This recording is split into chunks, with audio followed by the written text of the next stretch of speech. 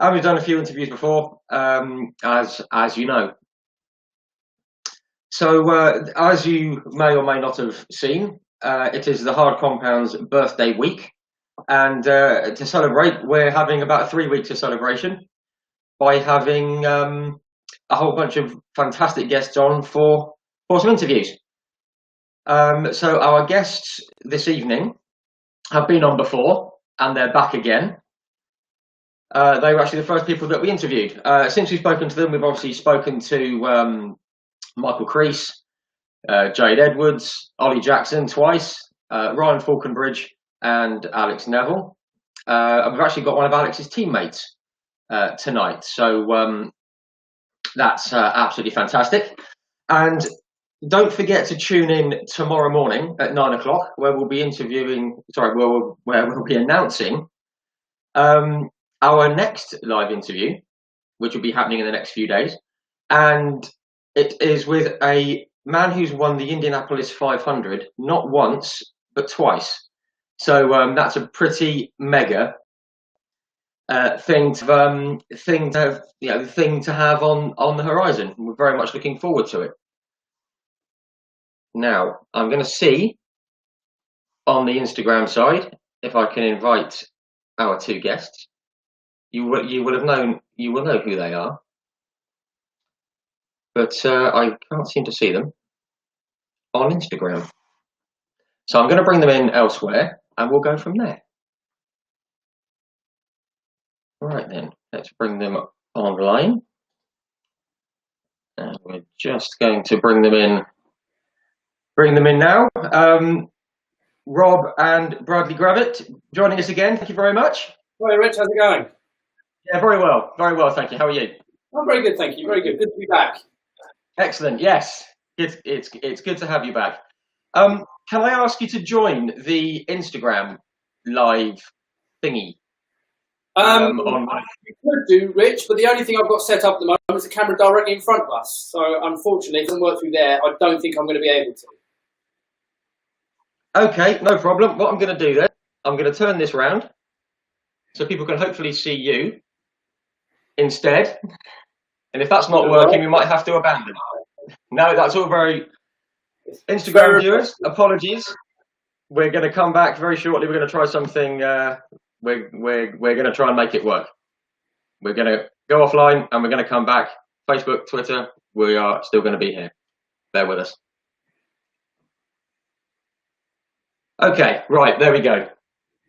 No problem at all. I'll see if I can get that to work. So, how have you been since we last spoke? Well, we've been good.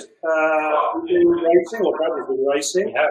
And he's had more crashes in the last 2 weeks than I've had in my entire career, most of which were not his fault, I have to say. What sort of opening line's that? Well, the truth sort of hurts, really, doesn't it? But no, I'm amazed with the mini-series how competitive it is. Maybe slightly overly competitive in certain scenarios, but there you are. It's been great fun so far. We're looking forward to this weekend because we're at Croft with the Toka package, and we're hoping, or Bradley's hoping, that he's going to get a result. Yes, I mean, well, from what I've seen, watching, and obviously paying close attention to you and the other guys at Graves Motorsport, Bradley, I've also been keeping an eye on you guys. And you seem to have had, some decent pace in the car. The car seems to have been set up really well. Yeah. But there's been a couple of things haven't quite gone your way. No, well, the car's been set up really well. It's a very good car. It's a very quick car. I've been able to qualify the car both at Oldham Park and at Thruxton in the top 10 at Oldham Park, 8th in fact, and 4th at Thruxton. So two of the hardest circuits in the country, I think, and I'm sure others would probably agree. And I've managed to put the car in a pretty decent position. So I'm quite pleased about that, considering I am a rookie and I don't have a great deal of experience with car racing. So I'm quite happy with that. We had a few issues with the car brought over from Thruxton at Snetterton last week. Last week, was it last week? Last week, yeah. Yeah, a few issues that we had with the car which prevented me from actually being able to go very quickly. It was horrendous conditions, which I'm sure you probably saw on Instagram and Facebook and things like that. And I struggled there. But yeah, I mean, actually the car's good. I'm quick, but unfortunately I keep getting taken off. So it's one of those things. It's racing, so we just have to try and find ourselves in a safer position. I think that's probably what we need to do moving forward. No, sure. I thought the incident at Alton Park was particularly unfortunate. You sort of were just caught in the middle and ended up on the beach. It was, yeah. I mean, I was a passenger in that one. I mean, that's clear there. I mean, obviously a car tried to come up my inside. I honestly think if I wasn't there, the car on the inside probably would have gone onto the gravel anyway. I just happened to be in the middle, and obviously the car on my outside, I had literally nowhere to go. I mean, conditions, the visibility was very poor for the driver coming on the inside as well. But where he came across, he would have definitely struggled to actually see where the corner was. No excuses for him, but nevertheless, it was a very unfortunate incident which ended my race. Although I did get a bit of telly time from it, so that was quite good, but not ideal, because the day before I finished sixth. So I finished sixth, and I was hoping to get a result there on my first weekend, but unfortunately it's racing and these things happen. Yeah, it happens. As you say, especially in such a competitive field and such a big grid as well. There's only so much room, I suppose. Yeah, I think he had some very bad luck at Thruxton as well. He had a car behind him going into the chicane just before the start-finish, who had got a full brake failure, and he hit Robb at some inordinate speed at the back, which actually stopped the race. Yes. And the car really didn't. I mean, Graves did a fantastic job just to get the car back to being able to go out, but there were a few things that were not quite straight on the car, which then, as Bradley's already alluded to, rolled over to Snetterton a couple of weeks ago. Since then, it's been stripped down to a bare shell. It's been on a jig. Everything's been checked, and hopefully now all the wheels are pointing in the right direction, and we might get a result this weekend. We'll see. Well, I for one will certainly have my fingers crossed. Since we last spoke, I've got a couple of guys on board working in the background, so it is a we now. Obviously, because you've come on and had a chat with us, we're all rooting for you, and we're all behind you. So obviously, we have to be nice and neutral in public, but honestly, yeah, we are hoping you can have a great have a great outing there. Yeah, that's great. Fingers crossed. I did see actually over on Instagram just before we came on. This will make you laugh. Alfie and Alex, your teammates / friends. I'm not sure which one instigated it, but they said, "Should we ask him who his favourite teammate is?" And I think I don't have favourites. Very safe. I think it was Alex who said to Alfie that he might not like the response, or vice versa. I'm not sure. But who asked? Did Alex ask, or did Alfie ask? I'm going to have a quick look. Just bear with me one moment, because I must admit it did make me chuckle. I thought that could be lively. That answer. Just bear with me one moment. I'm going to have a check. There we go. Where are we?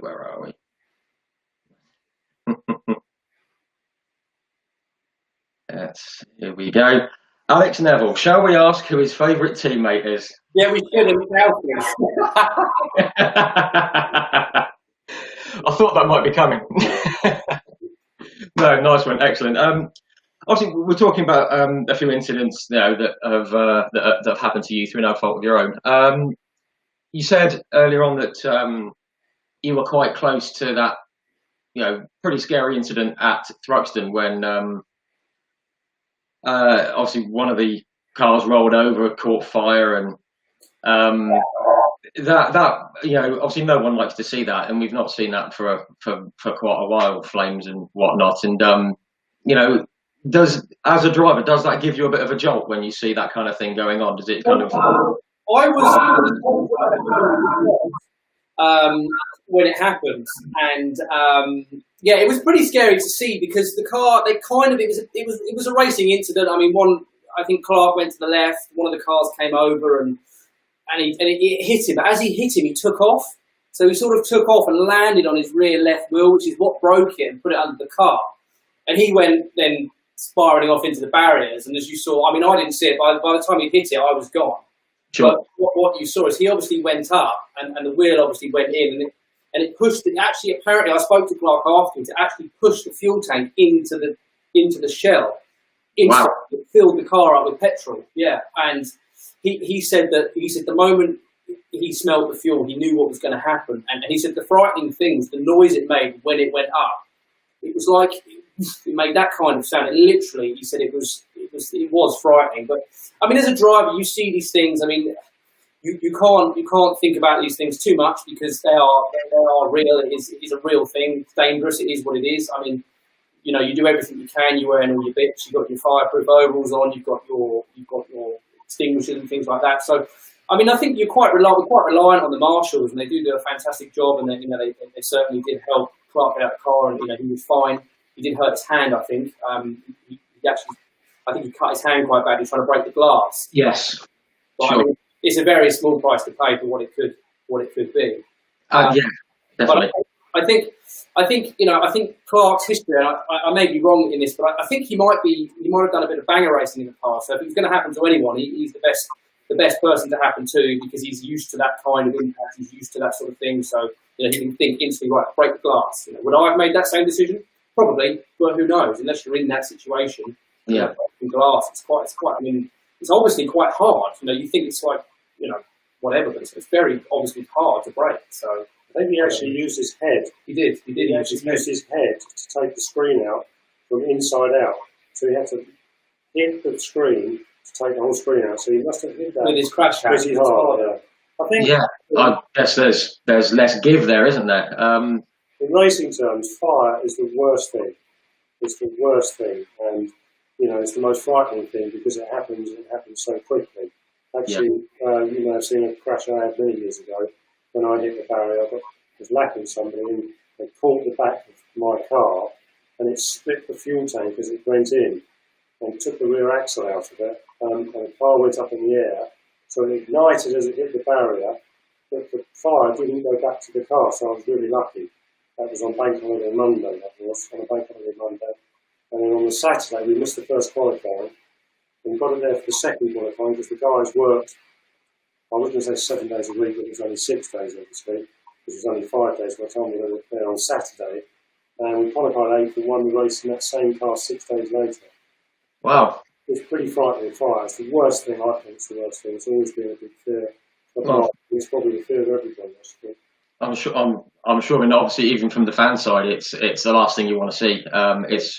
It's hard enough seeing a car, you know, go over. You had like Rory Butcher at Silverstone last weekend. That was a hell of a hit, and that was bad enough. But obviously to see flame, and I just say, I think from the fan side of view, you know, we obviously didn't realise until you just, well, I didn't realise until you just said that obviously Clark's car had fuel splashing inside, and that is even worse. I mean, that's a... The car in the back. I think they're standard road tanks in them. The car is very standard. It's kept as OE as it can be, probably to keep costs down. I personally think it should probably have some kind of racing fuel tank in there. It may do, like a bag tank. I may be completely wrong. I don't know a great deal about actually the rules and regs of everything. But as far as I'm aware, it's a standard tank. And I think perhaps moving forward, then Mini should maybe consider putting some kind of racing tank, because you can't have that. And it completely destroyed his car as well. I mean, yes, the car was damaged, but that would have been repairable. But fire, it's just absolutely destroyed the car. I mean, the whole car is just singed and black and sooty, and, you know, like you would imagine, you know, like a burnt out car. It's destroyed. I think the main thing, the driver did get out of it safe. I think he did cut his arm, but he was safe, and that was the main thing. And then the marshals, they're probably the best marshals in the world in the UK. They're brilliant. And, you know, they have to react really quickly to this stuff when it happens. They were very, very quickly, but I think they were quite stunned as to what was going on also. Because you don't expect it. They don't expect it, I don't suppose. But No. He was lucky. And of course, you know, fire starts in an instant. I mean, obviously that was the whole, that was the point that it was leading to, was just a massive thank you to the marshals everywhere that stop people getting seriously injured, or worse. So, well, without the racing, really. No, exactly. Rain, well, I would say snow, but not necessarily snow, but rain and sun, you know, they're there all the time. They're brilliant. And not to forget, a lot of them volunteer as well. Yeah. Volunteer work. think the vast majority do it because they love being involved. So that's an absolutely fantastic thing to do. Okay, yeah, great. So, well, yes, hopefully you won't have to experience it, and hopefully it will be the polar opposite this coming weekend at Croft. Something I wanted to speak about after what we did last time. Obviously, we fielded a whole bunch of questions from people that had sent them in and all that kind of thing. And as you know, we had some notes that we were going to discuss, but obviously we ran out of time. With a plan to coming back in again, which you have done, so that's excellent. I just want to have a quick discussion just about motorsport in general, really, and your thoughts on it and how things have changed. Obviously, for you, Rob, having been involved for a lot longer. There's a lot of I don't know. There's a lot of talk about Formula One being boring because Mercedes are generally out the front, and obviously with Lewis Hamilton with other things that he's pushing. Just want to get your thoughts if you're following the F1. I mean, do you think it's becoming a bit of a drag, or and how has it changed? Since we've all been watching it from a driver's eye view. I think personally, there's no question Mercedes has done the best job. There's no question about that, and the car is probably close to a second quicker than anything else out there. So all credit to Mercedes. You can't blame the other teams for not being able to be as quick as Mercedes. In saying that, I think the rules and regulations, to me, what makes good racing is too much power, not enough grip, good racing. But what you have in Formula One currently, and I know that the rules or the regulations are changing for 2022, but what you have currently is you've got effectively 90% aerodynamics, 10% chassis. It either goes or it doesn't go around the corner. Now, that might not be strictly the right percentage ratio, but it's somewhere like that. And if you don't have the funding behind you, or the wherewithal in terms of clever people like Adrian Newey, who still I believe is one of the most, cleverest person, designer out there, but with all the team behind him. If you don't have those aerodynamics, you just can't go fast. But the problem with it is that the aerodynamics are so good that cars can't follow because they lose their downforce and therefore they destroy their tyres within a lap or two. And therefore you don't have overtaking. And, the problem I see, we talk to a lot of people about this, and I think people are probably switching off. They need to do something.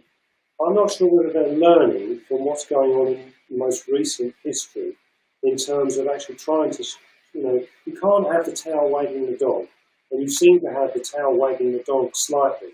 What it needs is somebody like, I know Eccleston didn't do the regulations, but you need somebody like that that says, this is the regulation, this is what you're going to go and do, now go off and make that car.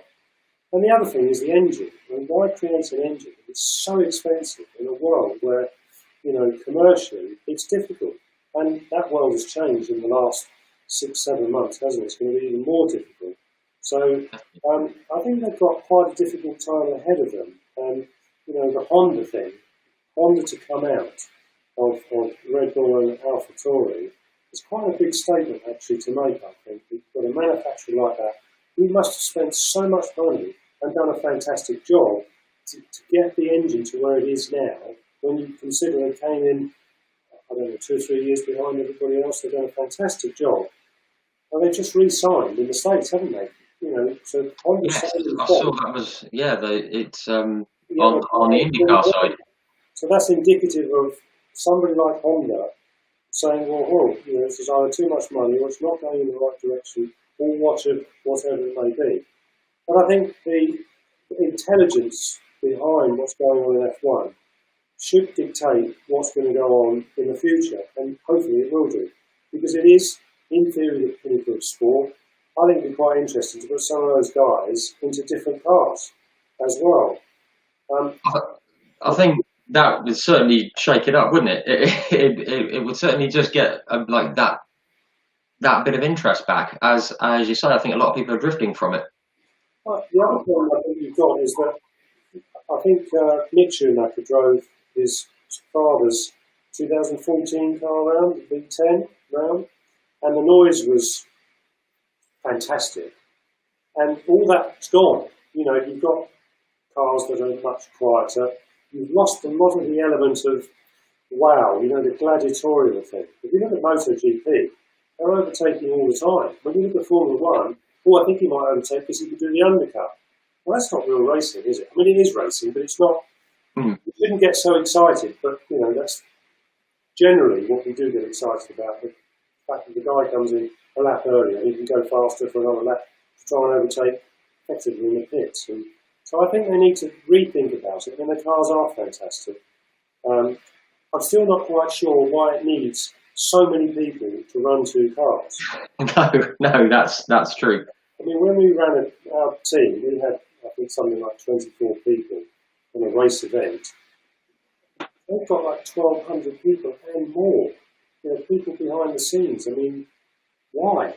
I know why, but you know, the cost implication of all of that, and you don't see it. You're not getting that coming back through to the viewer. It's all about the end user, isn't it? It's all about the people that watch the TV or go and watch the races. They're not there. They haven't got racing. That's where it is, really. No, exactly. You know, again, from my point of view, it just seems that all the, as you say, all the overtaking and the excitement happens when the car's stationary for 3 seconds in the pits rather than on track, and you know, everyone wants to see the action on the track. And just going back to the aerodynamics, I think they said that if you get within 1.1 seconds of the car in front, you're basically knackered because of the dirty air, and you can't get any closer. And as you say, everything just goes off. So, that's the reason why when planes land at an airport, a jet plane, you can't come in behind the jet plane because it disturbs the air so badly. There has to be a gap. I'm not sure what it is. It might be a minute or 30 seconds, something like that. But you still feel the effect in a Formula One car 5 or 6 seconds behind. That effect is still there because of the disturbance of the air. So actually, if you've got that disturbance and they all know it, then change it. It needs to be changed. And the quickest way to do it is to take the wings off, isn't it? I remember years ago when you used to watch Villeneuve, for example, in the front. He used to come out of the corner sideways. It was fantastic to watch, wasn't it? When you see a car going sideways, unless they're going sideways or backwards, because they get the corner wrong. You know, do you understand what I mean? It's a bit like, it's being negative about the sport. I'm not being negative. I'm just saying it would be really good if somebody picked it up and said, right, okay, we're going to take 40% of the downforce off, or whatever we're going to do, and then we've got good racing, we've got overtake and stuff like that. That's what I think we should do. I also think they should have 2 races on the weekend, is what I think. Two starts, 2 finishes. It's too long. You know, I mean, a lot of people that's really good. I guess it would take the strategy out, wouldn't it? Yeah, take the strategy out. Or you could have one race where you've got them flat out, you know, for, I don't know, 20 laps or something like that. So they've actually got everything turned up, flat out, no tyre changes, nothing, and then you can have the second part of it, leave a gap of 10 minutes in between, restart again, and then you've got to do a tyre change. So you can still retain that. 2 Grand Prix a weekend, 2 starts, 2 finishes. And each team should be allowed a third car, because the cost of running a third car is probably, you know, I mean, I know it's more cost than the rest of it, but, you know, if someone loses a car, drops a car in the first race, you want them out in the second race, don't you? There's the show. It's a show. Yeah, and that's what everyone tunes in for. I tell you, I've not actually heard that floated before, and I think that, you know, the more I think about it, that's an excellent idea, because as you say, I think, is it in the World Superbikes? I believe they have a sprint race on the Sunday. I think they have a race on the Saturday and then a sprint race on the Sunday.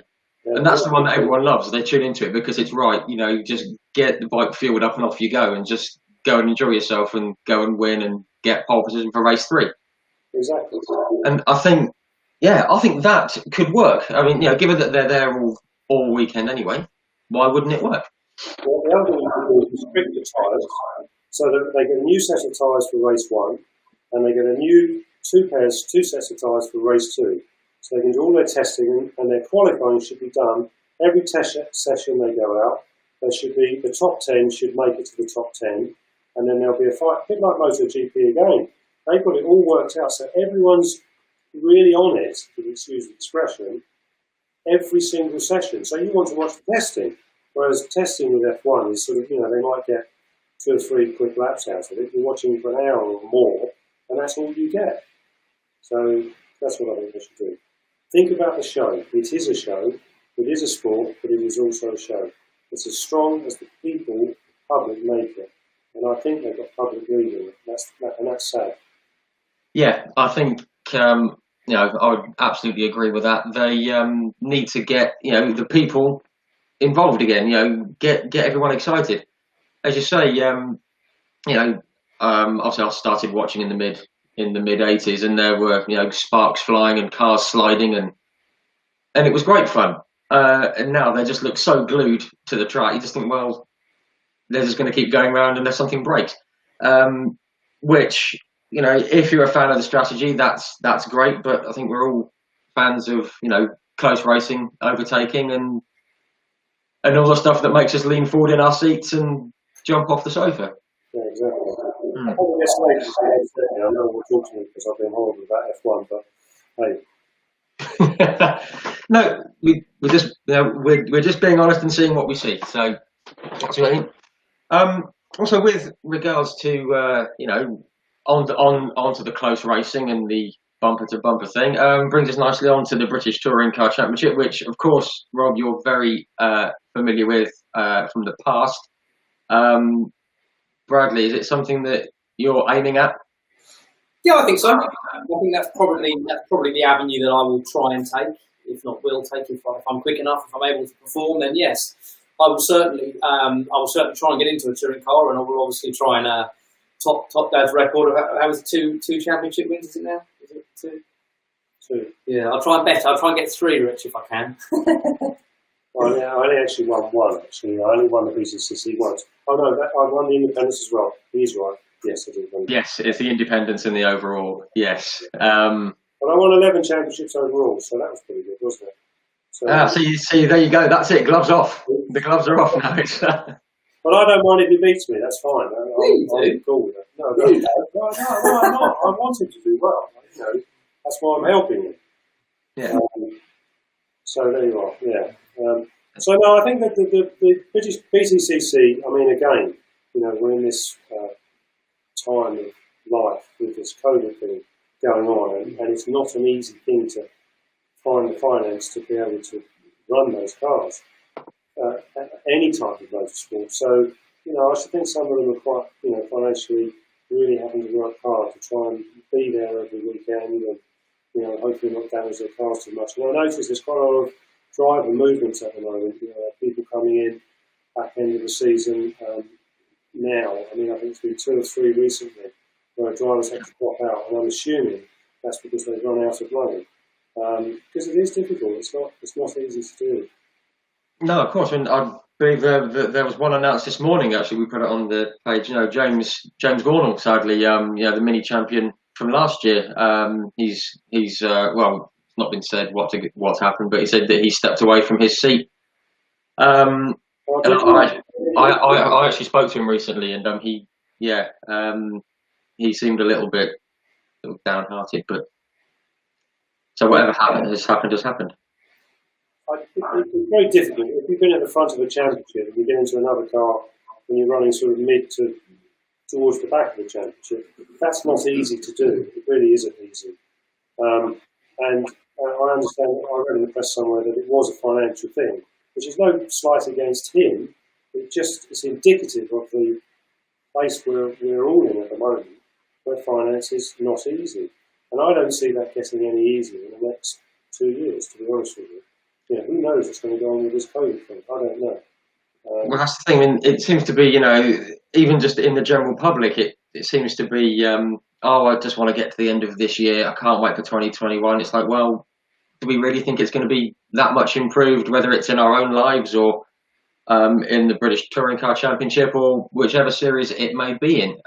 As you say, doesn't feel like it's going to go away anytime soon. And obviously, since we spoke first, I've spoken to another few guys on these live excuse me, on these live things, and I won't say which ones have said what, but a couple have said that they've lost a sponsor or two this year just because of the world we live in, and that's obviously having a knock-on effect now with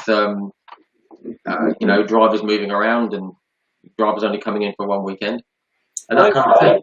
Sponsorship we've discussed this previously. The connotation of sponsorship quite often is free money. We don't use the word sponsorship with Bradley. It's an investment, so if you're taking money off of the company or the corporate, you have to try and work out how you can make that work for the corporate. But the problem you've got to extend away from that is that a lot of corporates are having to make people redundant, and some of them can't necessarily be seen to be spending money on motorsport. So the bigger corporations, sometimes it's more difficult for them. Therefore, probably the smaller companies are better placed to be able to extol the virtues of their services or products. So I think probably you'll lose bigger sponsors, investors, but you may gain smaller ones, but it means more work because you've got to get a lot more smaller ones. Much easier to sell to one big one, obviously. Yes, of course. To make it work. And I think we should ask Bradley this question, actually, but what is interesting is you can't take the sponsors to the events either. That's quite difficult. And so they want to come to the events because it's great to be around it and the smell of it and all those other things. That makes it also more difficult as well because then they can't bring their clients along. And so there's an extension of all of these problems that are running through not just motorsport, I'm sure, but it runs across all types of sport, whether it's athletics or whatever it may be. So it is a difficult time, and so you have to be quite clever and try and make the things work in the best way that you can. And, that's what we're trying to do here, trying to keep Bradley, where he wants to be. I mean, as you say, excuse me. I remember, I think it was 3 or 4 years ago, there was a rally driver, Louise Cook, in World Rally Championship 2, and initially she had gone out trying to speak to the bigger sponsors to try and get herself into, I think it was World Rally 3, I think it was WRC 3. And then she just came up with this idea. I think it was, I can't remember the exact name of it, but it was something like 300 for 300, and she basically was selling space on her car like that for £300, and she was going around to every business she could find just to draw up the support, and it got her where she wanted to be in the end, and it could turn out that she might have been ahead of her time in doing that. We might not see we might have a few years where the cars aren't going to have these iconic liveries that we had, all the cars that everyone remembers with sponsorship all over them. They might become a patchwork of the smaller brands. Yeah, investors, B2B is where it works for them. So if you can actually assist them to improve their bottom line, make it work for them, in other words, then you retain those sponsors. And that is the best way to service the sport that we want to do, Bradley's doing, which is motorsport. Which happens to be one of the most expensive sports, but that's another story, isn't it? Yes, absolutely.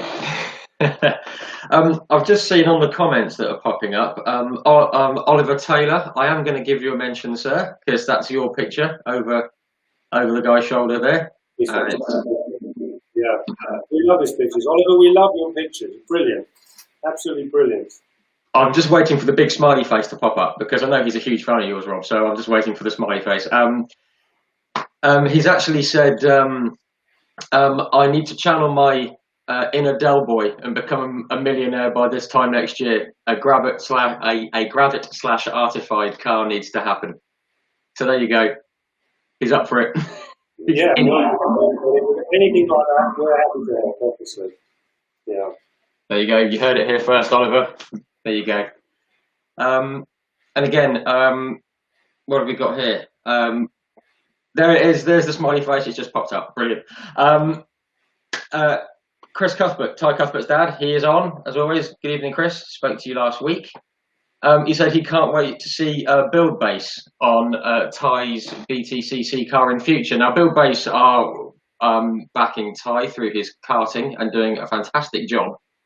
And just the fact that he's come on and he's mentioned the sponsor there just shows the sponsor, the backer, the investor, whichever word you like to choose. It just shows how important they are, even at karting level, even more so perhaps, just to get someone started. Yeah, they were. As you know, Ty worked particularly hard. I follow him on Facebook, and I see lots of videos and lots of shout outs that he does. He does work extremely hard, more so than anybody else that I've seen. And I think that will pay dividends in the future. I think he's got a long career in motorsport. If he keeps going with it, and I think that's fantastic. To have that amount of support at that age is brilliant. It really is. Because as we know, karting, it doesn't generally get the telly and the marketing that other motorsports do. So I think he's doing a top job on his social media to try and promote those brands. No, absolutely. I actually know Build Base is a sponsor because he's always wearing his bits, and I see it all the time. So it's working. Yeah, it's great. Especially as there's not so much racing and you can't go to events and network with people and meet people. So social media is becoming a huge thing. Certainly this year, I've taken advantage of it. I've got guys like you to come and have a chat. So that's that's always good. Oh, there we are, Oliver Taylor, a Build Base Artified Gravett Cuthbert team. There you go. There we are. Goodness me. Hi, if you're listening, keep a good work up. You will get there. You will get there. Yeah. No, absolutely agree. Absolutely amazing job that they're doing. You mentioned before about the loss of the gladiatorial head-to-head thing. From my own personal experience and relative youth at the time, one of my first memories, I think I mentioned this before, was I think it was you and Andy Rouse going just hammer and tongs at it. I believe it was round Silverstone, Rob. I can't remember exactly, and it just seemed to be every week it was you two, or every other week you two going at it head to head. Obviously Tim Harvey was behind. Not always, Tim, sorry. Unless Steve Soper and the Eggenberger lot got involved, in which case it was a 3-horse race. But that was something that has stuck with me. It was always, those two battling at the front. And that's another thing that we love, isn't it? The whole, he's my rival and I'm going to, type thing. I think it's really very important. People follow the human, don't they? Yes, they follow the mark, whether it be Ford or whatever, but they do follow the human. And at that time, it was, I suppose, it was gladiatorial, wasn't it? The cars were so outrageously fast. They had all the flames coming out of them and doing all those things, and we were, working hard to get the extra 3, 4, 5, 10 horsepower out of it, and development around it, and all the rest of it. It was phenomenal, and it was a serious, I was the upstart, wasn't I? And I came along, and I don't think Andy particularly liked it, but of course I did drive for Andy beforehand, and so that didn't go too well in terms of whatever happened when I did drive for him. I mean, it went well for me. And that was the thing, and it went from there really. So no, it was great. But you had Murray Walker doing the commentary, and you still got Steve Ryder. He does a fantastic job, doesn't he? Steve still around. Absolutely. He's quite local to us as well, which is great. Tim's doing a great job. All credit to Tim. Well done, Tim. He doesn't need me to say that, but he's doing a great job as well. So I think the television behind touring cars is very good. I'd like to see him with another 200 or 300 horsepower, actually. I think that'd be great then, don't you? I think so. I mean, again, going back to my own personal experience, which, as I said, I'm just a fan of anything that makes a loud noise and goes fast. And I think if my third ever motorsport event was the touring cars at Brands, 1989, I think it was. And I remember, I believe I think Lawrence Bristow had surprised a few people, and he'd got it and he'd stuck it on pole. And I remember on the second lap, I think it might have been yourself, Rob, Andy Rouse, and Lawrence Bristow, and it was 3 wide coming into, because I was at the bottom of Paddock Hill Bend, and it was 3 wide coming down Paddock Hill Bend, and all 3 cars were going sideways and doing that, and because of the power that was in the cars. And now, okay, there's, it's still very exciting, but I've still got that imprinted in my mind, that kind of, that like screenshot in my mind almost of that. And obviously it doesn't seem to happen because they got, they've got like ballast in the car and different setups, and the cars are a bit lower and all that kind of thing. If you go back when we spoke about Formula 1, and what I said was, if you had too much power, not enough grip, you had good racing. Yeah. What did you have then? You had too much power, not enough grip, good racing. That's what you had. Yep. And especially when the rain came down, that was even better. Yeah, well, yeah, it was even more frightening then, wasn't it? There you go. But, I mean, it doesn't matter what the sport, motorsport is, whether it's Formula 1, touring cars, or whatever, if that's what you need. It's a very simple equation. Just lots of power, take all the grip away, not all the grip because you need grip, and you've got good racing. And then what you get is you get the best drivers at the front. That's what you get. Whereas, if you've got a formula where actually it's the designers and the technicians that are winning the race, I don't think that's so much fun, really. I really don't. And I'm not putting anything bad against touring cars as it is now. And I think I've said this before. I think the best touring cars series at the moment is the Australian. Yes. I'm saying that Holden are going to come out of it because they're coming out of Australia. I think we're going to run again next year, albeit the manufacturer's coming out. But, Tim Schenken, who runs a very tight ship over there, those cars are quite, take us the right way, anyone listening from Australia, but they're relatively agricultural. They're not, but they are in terms of other series. If you take the DTM, for example, I mean, the cars are fantastic as a driver, brilliant to drive, I'm sure, but they don't move very much, do they? They really don't. No. The Australian cars will come out, they'll be sideways, you've got flames coming out of them, you've got all the stuff that actually people want to see. And people should look at that and try and replicate it, is my opinion. But I'm not saying they're doing anything wrong in touring cars in this country, because that would be not necessarily my place to say that. No, well, I mean, again, I agree. I think the Touring Car Championship in this country is, obviously, it's very exciting. It's got a massive following, especially when you've got a driver like Ash Sutton, who, when he goes, which is fantastic to see. And even he said, I saw in a recent interview, I think he was speaking with Paul O'Neill, and he was saying that, I think he got asked, is there any other series that you'd like to try? And even before the question was finished, he went Aussie, like the Aussie touring cars. And that was the first thing he wanted for that exact reason. Yeah. It's just fast cars, great noise, proper touring car racing. Exactly. So I think he's doing it as well. And I say that he does drive very well. Is he still leading the series this year or not? I believe he is. Going into the last race at Silverstone, he had a puncture in race 2 and dropped him out, and he drove from the back, and I think he started either last or second or third last, and basically came second behind Ollie Jackson, which is just a ridiculous drive, an unbelievable drive on a track that's got 4 corners. Yeah.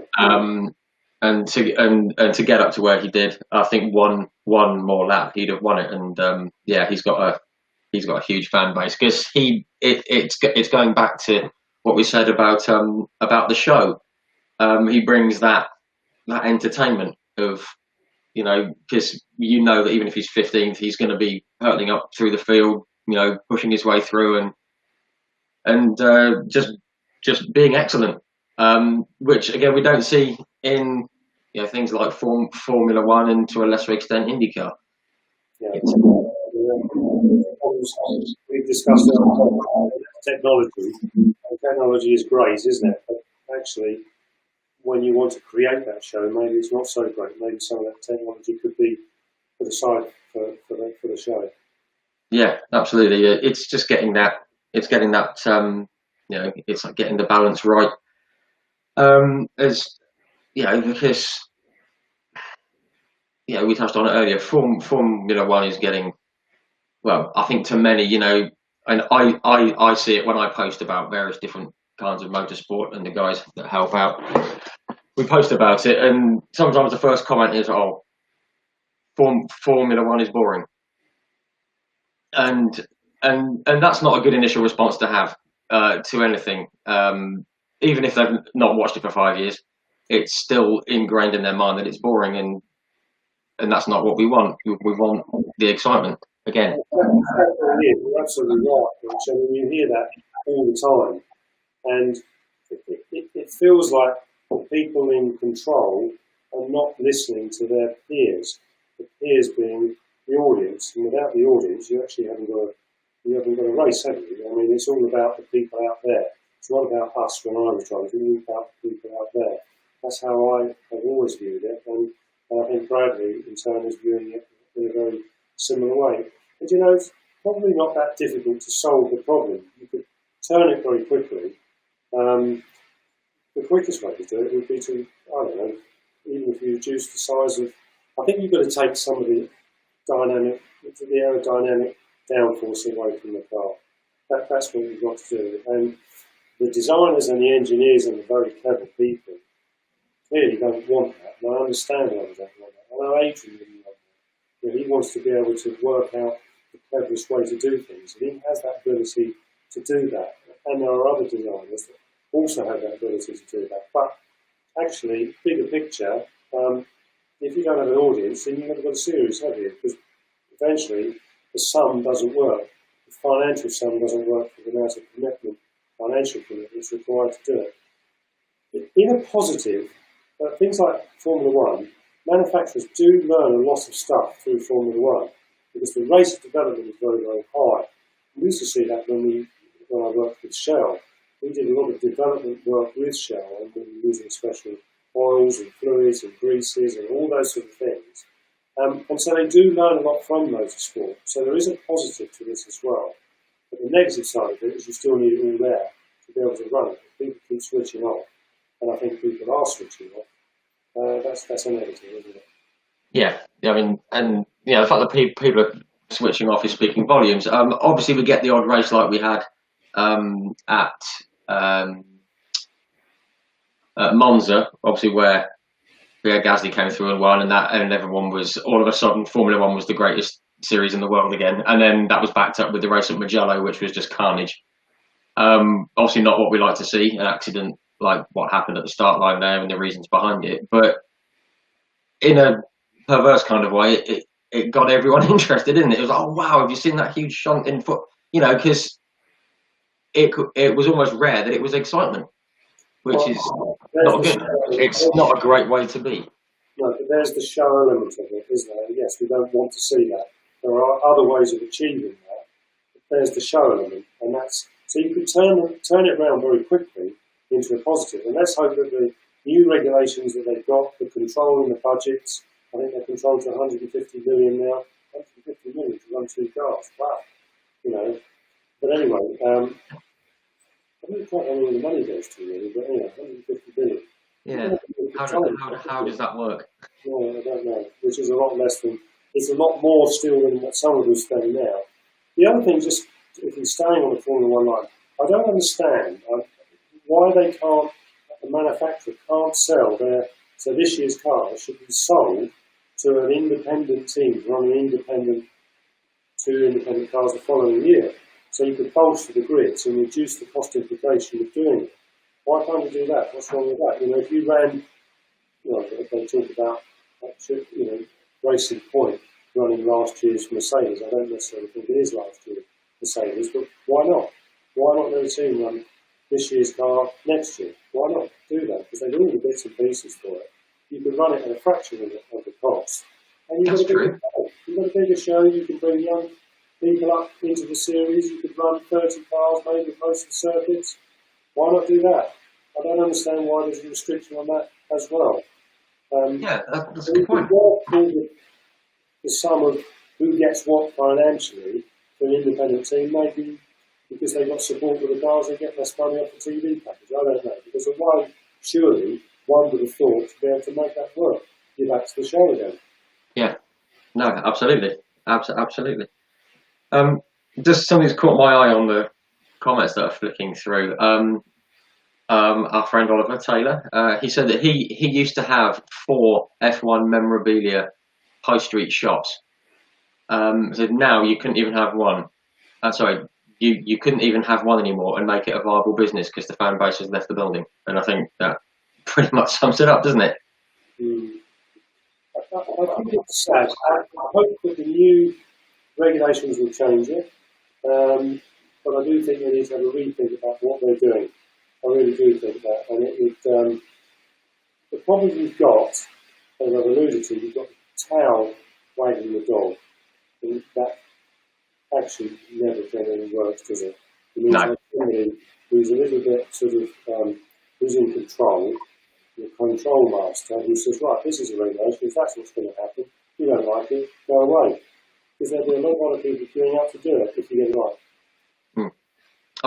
Again, I've just seen 2 things that have come up here. It actually just scrolled past my window, but Andrew Edwards has said it's a pity the F1 bosses aren't listening to Rob. So obviously people are agreeing. And Oliver said earlier on, please, Alan Gow, obviously BTCC head honcho, get this man working for the series. So, yeah. Well, I'll see Alan this weekend, and let's see if he picks up on that. Yeah, we'll have a word. We'll try and get it spread around. I think Alan's doing a great job, actually. You know, to make the series happen this year is financial commitment, the total to be able to run that series. When you consider there's nobody going to watch, not easy. So he's done a great job this year with that, to actually get the things to actually work, and everybody behind it. You know, it's hasn't been easy for them this year, I don't think. No. And hopefully it will get easier next year, but I suspect not. No, it could be a very similar situation next year, couldn't it? Also, full credit to the teams. If anyone who is watching who's from any of the teams, and obviously the guys at Graves, there's a slightly bigger gap between events on the Mini side of things, on the JCW side and the Cooper side, but the touring car teams, that are making it happen as well. I mean, they must be absolutely exhausted by the end of it because they've got a full season in 3 months, which is. The problem you've got, you haven't really got a full season. You've got a part season, and they're trying to get everything all in, much quicker. But there's not so much. So you've then got a reduction in sponsorship monies coming into them. So they're having to run probably a very, very tight ship. So that when one or more, like a car that got crashed, motorplace car, wasn't it? Motorplace car. That's a big investment for Dave to fix that. Yeah. That won't be cheap to fix that, and that money has to be found. And you can't, unless you insure it. And we used to insure our cars. I think we used to pay £6,000 for those RS500, £6,000 per race per car, and that was 50% of the value. So it was £12,000 for you turned the wheel. But the problem is with those cars, they used to, if the engine went bang, the turbo went bang or whatever, they would catch fire because you could lose the car. So we had to do that. But yeah, I mean, it's not easy for those teams. It's not easy for any team actually to be able to keep the whole process running. Which is why I think we've got an element of driver churn this year. And there's quite a few drivers, or a number of drivers that I've noticed are coming in. The girl that's coming in, all credit to her. Great to see females. I've never understood why girls can't be as fast, if not quicker. And our company, Ultimate Car Control, we get boys and girls in and we train them to do dynamics with them. And quite often, the boys are hopeless, but the girls go ahead of the boys. Why? Because girls have necessarily no preconceived ideas. Their multitasking qualities are generally far better than most men, most boys. And we think as boys, of course, with most girls, we know everything, don't we? But of course, we probably don't know so much as we'd like to think. But girls, regularly go ahead of the boys, and it's a visual thing. With the stuff that we do, you can actually see it. So let's have more girls out there, please, more girls, and then you can open up far more. There's far more places for you to find the money to make it happen, and all the rest of it. Absolutely.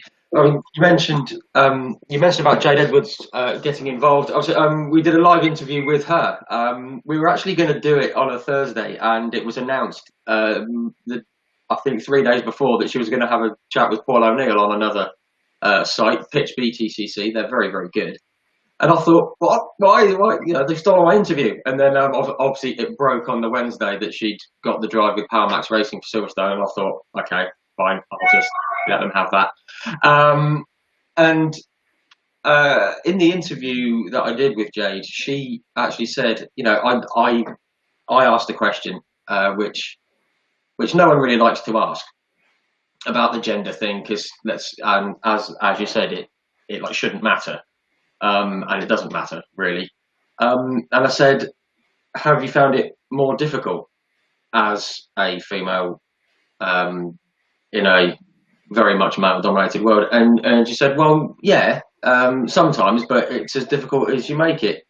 She said that she used it as her unique selling point rather than, oh, woe is me, it's far too difficult. Well, actually, that's a great answer she gave you there. It's a great answer. But I think it's the antithesis for a female to come into effectively a male-dominated, don't ask me why, but it appears to be it is a male-dominated sport, because it gives them so much more opportunity to go out and get people to come in behind them and support them. There's no reason why they shouldn't be as fast, if not faster, than any other man out there. Absolutely. It does, you know, for the reasons I've said, they're multitasking abilities generally, and I'm sure the girls would condone what I'm saying there, or agree with what I'm saying. We see it all the time. We just don't like it. You know, we don't like to highlight it. It's true. It is true. They are better at it. Absolutely. I mean, my wife would agree. She's upstairs having a lie down. That's because she told you when you're right and when you're wrong. You know that. Exactly. I'm just wrong. I'm always wrong. I just don't even dispute it anymore. But no, she would definitely say, you know, because like she's like currently pregnant, which is lovely. And where's the baby? Yes, baby's due in January. Sorry. I said okay. So that's fantastic. Well done. Yes. No, that's all good. I said I wanted two. I said I wanted 2 kids before I was 40, and the baby's due 10 days before my 40th birthday. So she'd better get a wriggle on. Yeah, but you know, I'm sort of doing a couple of things, and she'll be doing like loads of things whilst pregnant, and I'm just thinking, I don't know how she does it. So you know that it's absolutely true. You know, women are better at multitasking than men, absolutely guaranteed. And yeah, and as I say, there is no reason why they can't be as fast as anyone else, as the W Series and the success of it has proved. There is one thing between male and female there. I mean, it is clear that when we get colds, it's never a cold as flu. I mean, it's always much worse for us, isn't it? Of course it is. It's, you know, the man flu is a lethal thing almost. It's terrible. Yeah. I mean, I think we should be fine during coronavirus if we can live through a man flu. You know, we're absolutely fine. Yes, exactly. Yes. Yeah. I've just seen something that's popped up here. Bradley, would you ever consider going down the single-seater route? That's an excellent question. I actually did a test in a Formula Renault, if you remember. I don't think they run them anymore, but it was a BARC Formula Renault 2.0, I think it was called. And I tested it with Kelvin Burt's team. I can't remember the name of the team now, but this was back in, that must have been, I think it was 2012. We tested in Oulton Park. And it's an amazing car. They're amazing cars to drive. You know, the amount of grip, you're talking about Formula One, I mean, you know, they're very underwinged in comparison, but I mean, they are just like an upside-down aeroplane. It's scary how much grip they've really got. The straight answer to the question is no. I wouldn't. No, I think they're too dangerous, personally. I think you can get hurt in them quite easily. You've got nothing around you, and anything below the top series Formula One IndyCar, I mean, I don't think they're safe. You know, the unfortunate accident that Billy Monaghan had a few years ago, where he unfortunately lost his legs. That's a prime example of those cars. I mean, That's not to say that that wouldn't happen in a full cage car, but it's probably less likely. I think with the halo, I think that certainly helps. But obviously, your head is very exposed, and look what happened to John Surtees' son at Brands Hatch many years ago. Henry, yeah, of course. Henry, I was actually there when I was a kid, and I was in the hospitality looking down at the straight. I didn't see it; it was on the telly at the time. But those freak accidents seem to draw. Felipe Massa, another one. With the spring, yeah. All these things, it puts me off, and I don't want to hurt myself. I'll take a risk, but not too much. And I think they're dangerous. I think they're dangerous. So for me, it's touring cars, some kind of touring car, some cage car that's safe. I think you'll probably agree with what I'm saying. I've always said that I agree with Bradley that you can virtually smash everything up, but if you damage your head, your brain, that's the end of it, isn't it? So yes.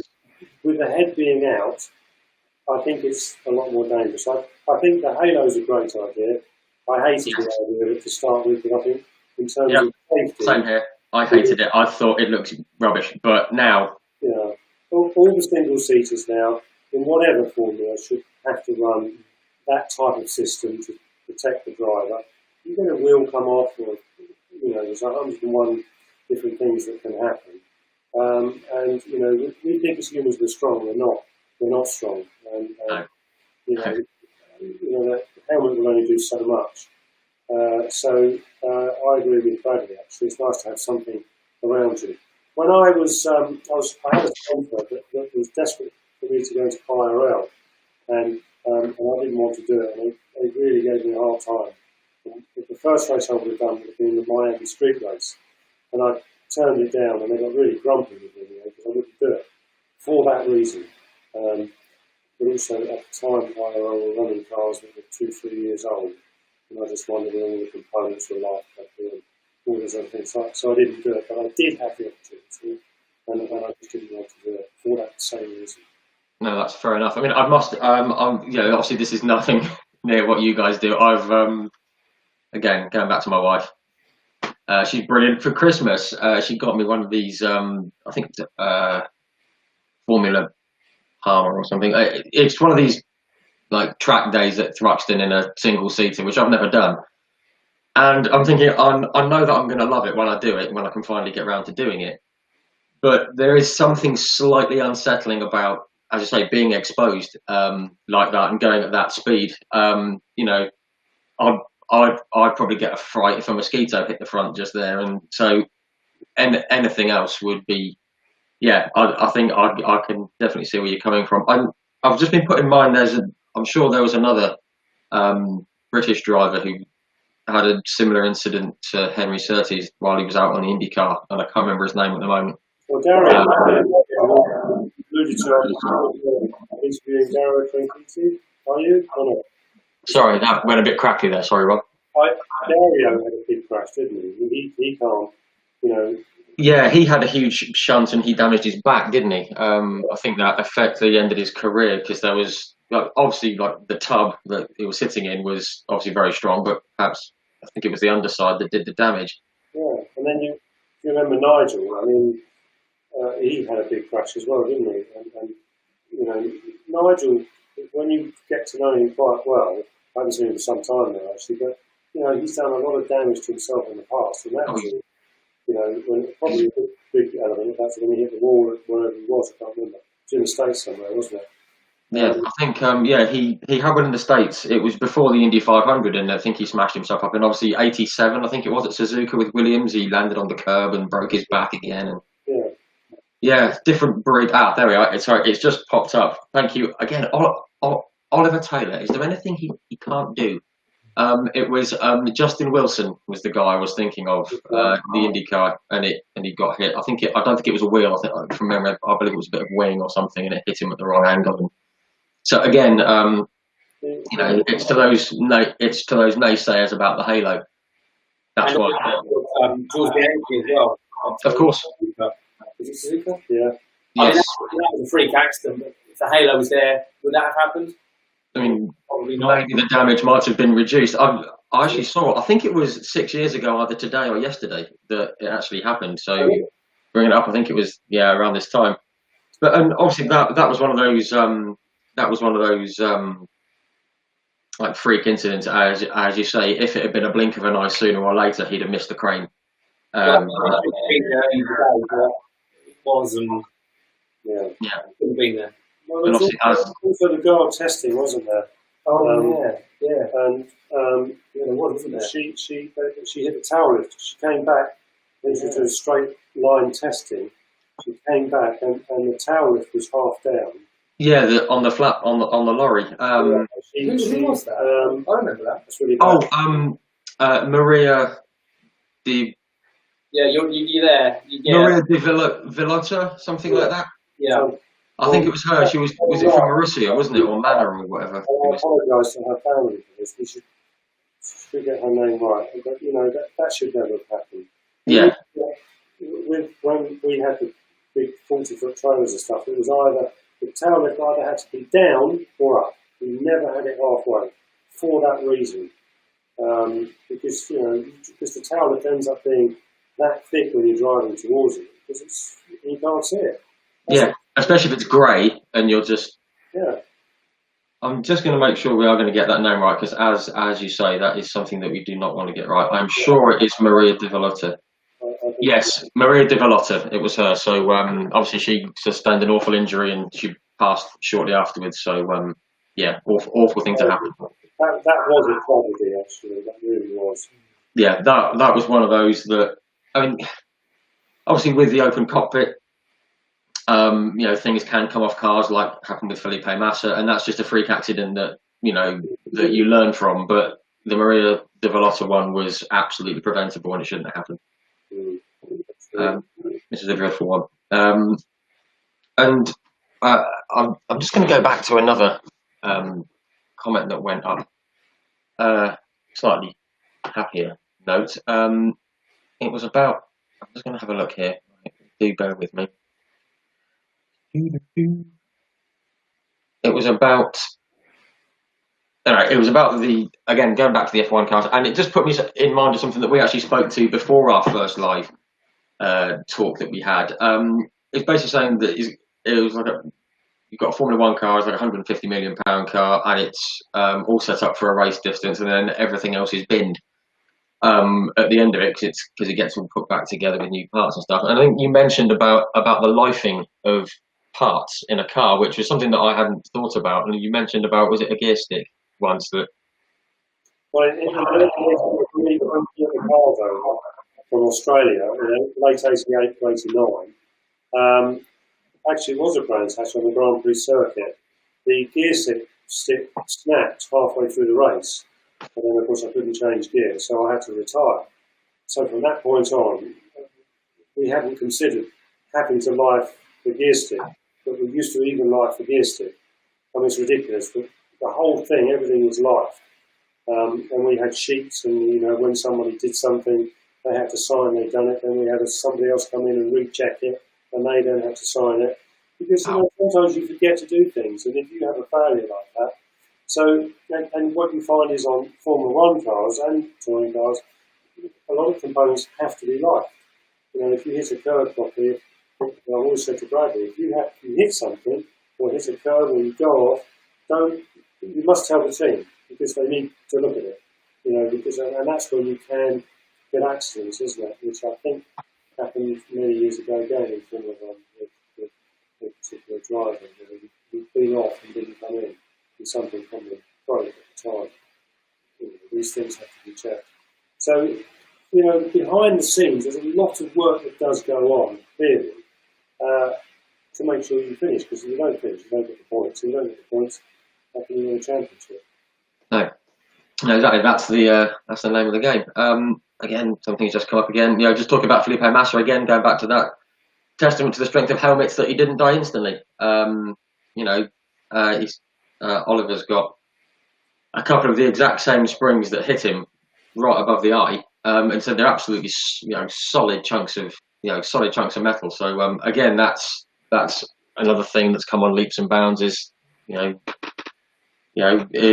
helmet technology and all the other health and safety things that we have in place. Yeah, which is always a good thing. And I think I mean, sadly, years ago, if you look at F1, drivers used to die all the time, didn't they? Yeah. I mean, Jim Clark, he was, what a sad thing that was when he was free. Because they were so exposed. And I think the FIA have done a fantastic job in making those cars a lot safer through the regulations, and that's got to be a positive. I mean, I suppose the public always want to see something bad happen. What they don't want to see is someone get hurt necessarily. You don't mind, wheels banging and all those other things, but you don't really want to see somebody getting hurt, do you? No. So there's been a massive improvement with all of that. And Jackie Stewart, he was a big thing behind that, wasn't he? Jackie's done a good job with trying to make racing cars safer. All the hands devices and the seats that come around the side of your head so that you don't, you get a side impact and all the rest of it.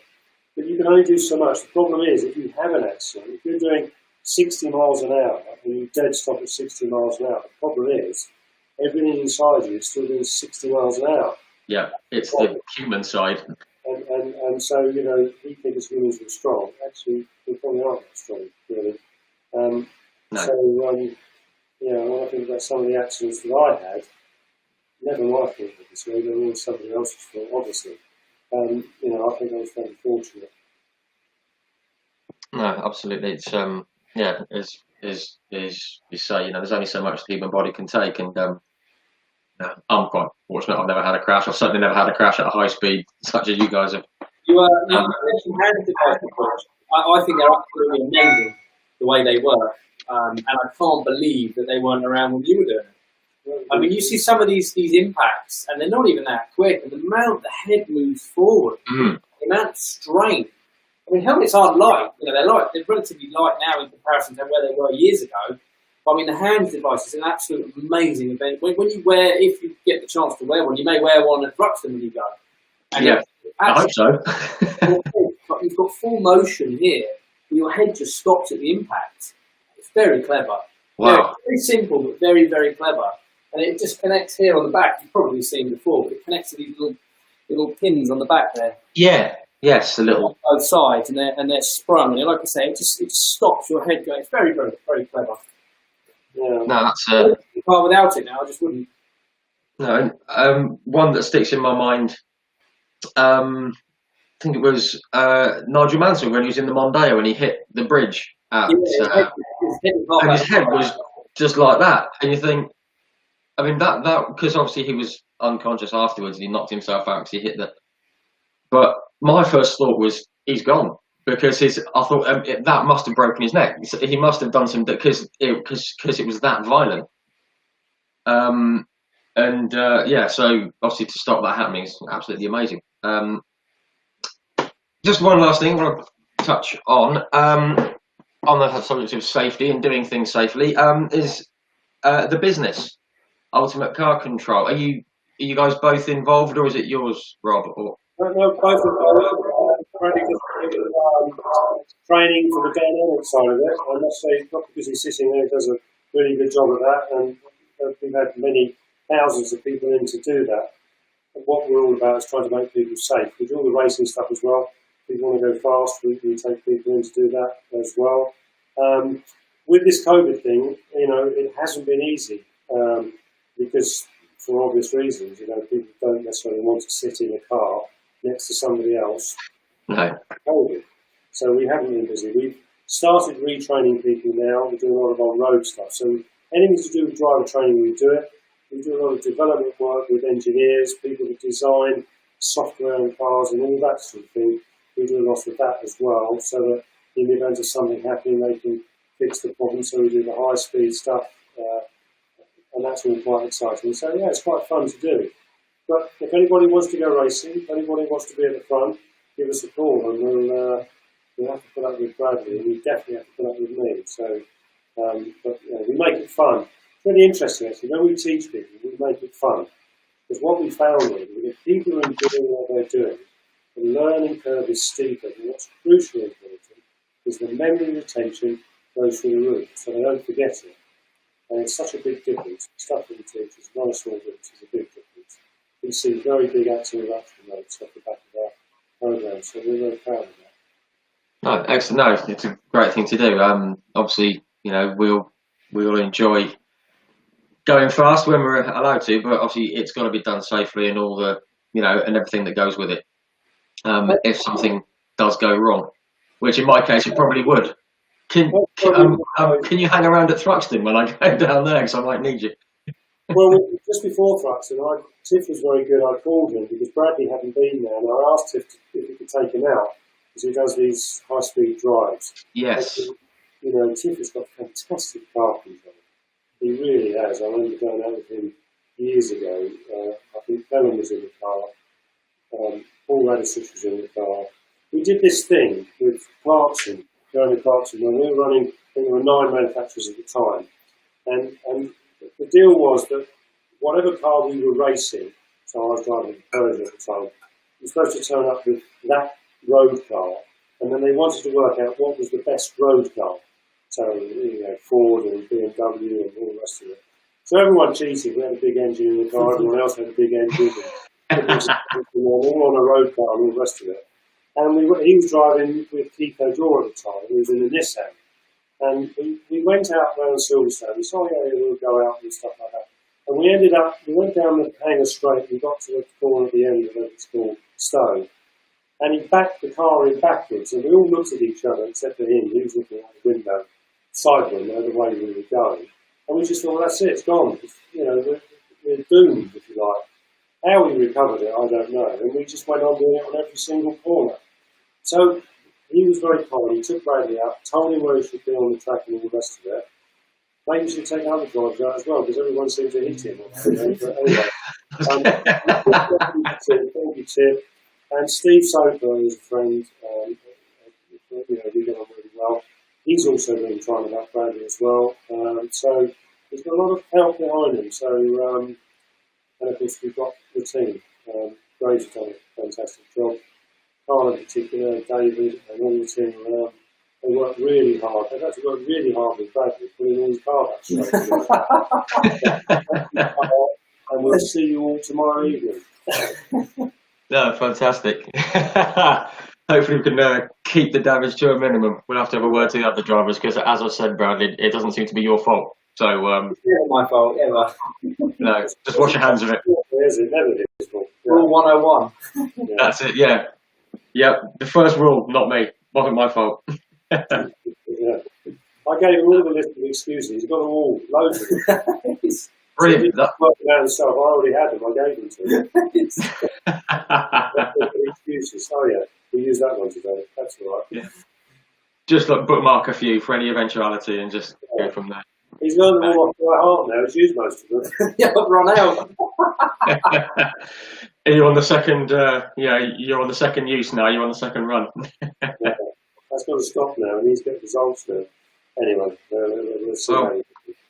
Well, hopefully the results will continue on the upward trend, and all the best for Croft at the weekend. I think there'll be plenty of people tuning in for it. So good luck. And we're on. I believe we're on ITV4 at 3:09 in the afternoon. So tune in then. About 3 o'clock. There you go. There you go. Get it in the dark. Everyone watching, get it on your phone. Set the alarm. Have a cup of tea and enjoy. Yeah. Good to talk to you, Rich, and hopefully we'll get invited again. We may even be back again. Well, obviously, as I've said, I grew up watching you at Robb, and obviously got a keen interest in watching Brad. So it'd be great to have you back on again at some point in future, discussing a win for Bradley and discussing your new role alongside Alan Gow and the BTCC. No, we'll see. Well, guys, we're going to wrap it up. We've been on for a while, so thank you ever so much again for coming on. Thanks for having me. Really appreciate it. As I said at the start, it's the Hard Compound's first birthday this week. It's on Friday, actually. I decided to set the page up, and I'm getting a whole load of interviews with people. Obviously, spoke to Ollie Jackson on Monday. I got you guys tonight. I'm announcing one tomorrow where we've got a double Indy 500 winner. I'm going to be having a chat to on Sunday night, which is pretty mad for me. I can't believe it. And so yeah, thank you for coming along and being a part of it. Really appreciate it, and hopefully we can catch up soon. Keep up the great work. Thanks very much. Appreciate it. Great. Well, yeah, we'll catch up soon. Will do. Good. Bye, guys. Bye bye.